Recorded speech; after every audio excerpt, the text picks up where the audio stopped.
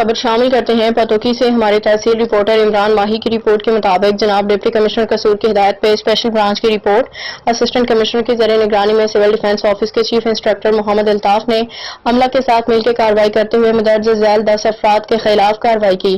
وحید ولد Muhammad Sharif ZS gas trader Multan road Pattoki, Hafiz Shahbaz ولد Sarwar Hamid gas حلہ road Pattoki, Arsalan LPG gas آدھن روڈ پتوکی، ناظم ولد صدیق ڈوگر LPG آدھن روڈ پتوکی، سرفراز ولد Muhammad Ashraf LPG shop Chak number 45 پڈانا پتوکی، فرمان ولد منشا ڈوگر پیٹرول مشین پتوکی، جماعت علی عرف منا LPG شاپ مین بازار پڈانا، معظم ولد محمد حنیف LPG شیخن تحصیل پتوکی، شہزاد ولد محمد یونس LPG حلہ تحصیل پتوکی، عقیل ولد محمد امین LPG چاک نمبر 45 پڈانا تحصیل پتوکی۔ تمام دکانوں کو موقع پہ سیل اور مالکان کے خلاف FIR کے لیے استغاثے تھانہ سٹی پتوکی سرائے مغل میں جمع کرا دیے گئے۔